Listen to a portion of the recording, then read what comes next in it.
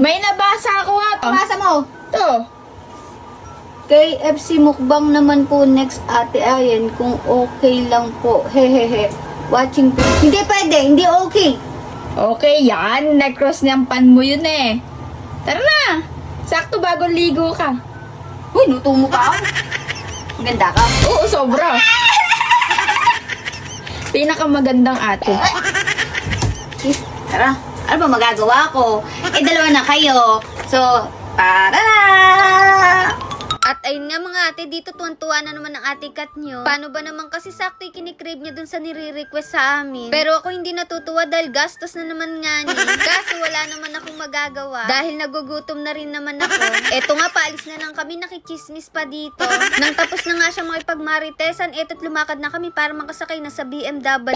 Next naman, social yun. At pamaya-maya lang, eto malapit na nga rin kami dito sa may KFC. Buti na nga lang meron ng malapit na KFC dito sa amin. Kaya nga kung mapapansin nyo, madalang kami kumain dito. Paano ba naman ang layo nga nung merong KFC dito? At pagkapasok namin, eto, nag-order na rin agad kami. Gusto ko nga sanang orderin lahat, kaya lang pera na lang yung kulang. At shoutout nga dito kalahati na nakakilala sa atin. Nagpa-picture nga sila sa akin, panakot daw nila sa daga nila. Abay, paano napakadami na daw. Shoutout na nga rin dun sa mga iba pang nakakilala sa amin. Hindi na lang po namin kayo naisama sa vlog. Congrats po sa inyong mga graduate. Sana all madaming medal. At dito matapos tayong makapagbayad ng order namin, tamang antay na lang. Kaso eto, pamaya-maya dumating na nga rin at kinuha ko na. At eto nga pala yung mga in-order natin. Nakalimutan ko na lang kung ano yung tawag sa mga yan. Basta chicken. Sana lang mga ate, huwag niyo itong mapanood ng hating gabi dahil siguradong gugutumin kayo. O paano, tara kain na tayo. At unang kagat first bite.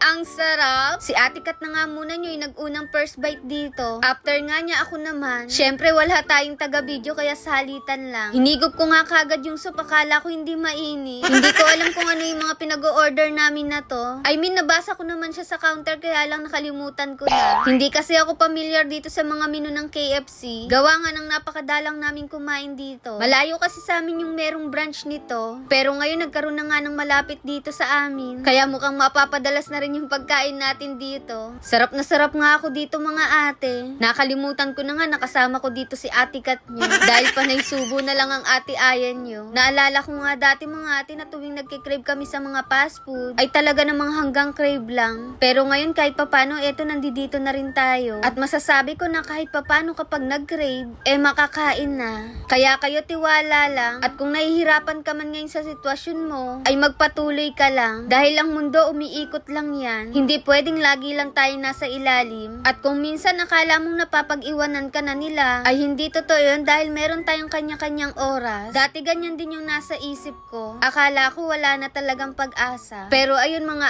ate, ang importante ay nakakaraos at hindi tayo pinababayaan. So yun nga mga ate, napakadami ko na naman sinasabi sa inyo. Sobrang na-enjoy nga namin dito yung pagkain. Kaya ayun, craving certified na naman yung mag-ate. Natulala na nga ang Ate Kat niyo sa busog. At ayun lang, bye-bye!